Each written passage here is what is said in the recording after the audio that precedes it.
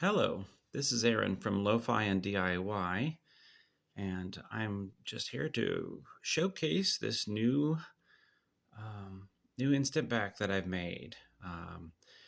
This is the Lo-Fi Graflok. Of course, inspired by the way that the Lomograflok works, this is the Polaroid I type camera version of the Lomograflok.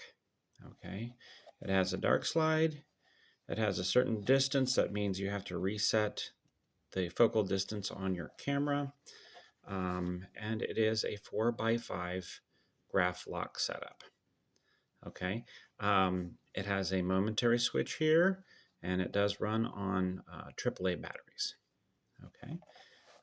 Basically, if you're not familiar with the Lomograflok, like I say, this Lo-Fi Graflok does the same thing, only with I-type film.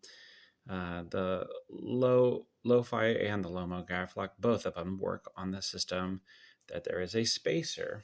And I'll show you a picture of the spacer here, or I'll show you the spacer. This is a spacer, which allows you to slip this spacer behind the ground glass that you have on your Graflok system. Okay, it slides right in place behind the ground glass, and I can show you that. Let's see here. Here's my 4x5 Graflex camera. Let's see if I can pull out far enough to really showcase this.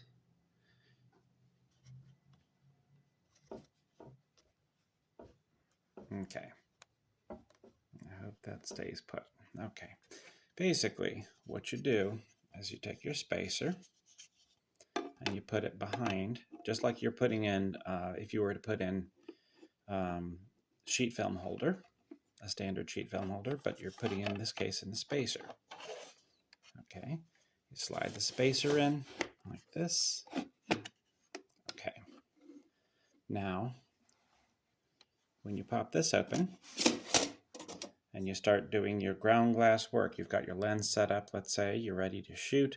Maybe this is on a tripod. I recommend a tripod with these things. You set up the ground glass situation here, figuring out what composing you're seeing. And the spacer, if you had noticed, once you get it, basically, you're going to leave your board locked in that place until you slide in the instant back. But you'll notice your spacer actually has a hole cut out of it. That's not exactly typical 4x5. That's for the instant film. That's the instant film size. So once the spacer's in place, you're actually getting a view of the exact framing that you're going to be dealing with there. Okay. And now, if I want to go ahead and put the instant back on, after let's say I've already dealt with the front of the camera, I've dealt with the getting the focus with the ground glass, getting everything lined up, then I can go ahead and release this, slide that to the right, get it out of the way. Okay, and now we're ready to install the camera. I'm sorry, to install the instant back. Okay, let's install the instant back right here. Okay, let's see here. Oh, this one, since I'm always find it hard to do things while I've got all the video camera in front of me, it makes it more challenging to do. It's the simplest stuff. So now this is locked in place, as you can see. And let's say the front of your camera was already down, as I had mentioned before, and you've got there's not much room to work with here, but you've got your lens already set up because you did all that with the ground glass stage. It's locked in. And now you're ready. Yeah, I told you it's tight space in here. Now we're ready to go ahead and remove the dark slide. Just slip it right out, like so. Lay it to the side, and we're good to go. We go ahead and trip the shutter. Let's say we've got it going And we trip the shutter like so. Okay. And then we're ready to eject. Go ahead and we eject it out. Obviously, I don't have any film in there for these reasons. I don't have enough room to really take a shot or anything. And then basically, let's say we want to compose the next shot. We don't want the exact same shot. We want to move it around. Since you've already adjusted the focal distance, now's the time to use your viewfinder, because you've already adjusted the range. Now's the time to use your viewfinder. You can go ahead and find another thing at that exact focal distance. If you're changing the focal distance, of course, you can do one of two things. If you have this dialed in, you could actually use this rangefinder here. But if you want to get full benefit of the camera and its abilities, then you would switch back over to the ground glass, and that means you just push this back in. And I have writing on it, but it doesn't really matter which way. So there you go. Now you're ready to go ahead and actually, let's see. I do prefer it this way, so it lines up with the Polaroid writing. There we go. Okay, there we go. So now we're ready to go ahead and take those shots. Okay, so what I'm going to do now is I'll go ahead and show you a couple of samples just to give you an idea.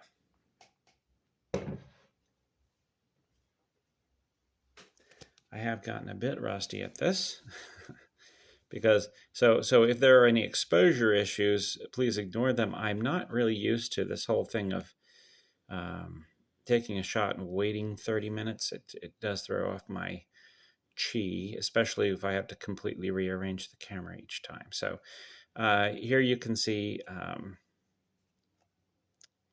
just a more of a semi-distance shot. Okay, this one here, the focus is in the foreground. It's nice and crisp, and then there's a little bit of a fall away, but for the most part, it's still decent resolution there. Okay, this one here is infinity focus. You can see that the focus is sharp, clear back to these trees. Okay. And again, a little later, infinity focus. Also, by the way, Ohio deals me some pretty gray days, so please excuse how gray the pictures are. I can assure you it is not the film, it is the Ohio weather. Again, some infinity shots from a distance. Now, I wanted to show you these next ones because I don't normally take figurine shots. I was trying 3 different lighting sources, so this one is obviously too dark. But I want you to see the amount of detail. Look at the easiest way to see the details. Look at the bases of these. I'll hold it nice and still. The bases of those show a lot of the detail. These figurines, I just went ahead and used it like a macro camera. You can see this incredible detail. There is such a shallow depth of field because of this lens that his nose is already starting to get out of focus, even though his feet are clearly very much in focus, just being forward, I don't know, about 1 millimeter or so. And to give you an idea of the size I was taking a picture of, this is the little guy here. That's compared to my hand. So you can see the resolution is just incredible when we're using this Lo-Fi Graflok with the Polaroid camera. The glass lenses, and especially professional glass lenses, large glass lenses, there's just no substitute for taking really good Polaroid pictures. So anyway, I hope you enjoyed this. This particular product, the Lo-Fi Graflok, will be available on my website and eBay. You'll find the link in the description below. If you like this kind of content, please give me a like and maybe subscribe if you want to. But thank you so much for your time, and thanks for staying to the end. Thanks.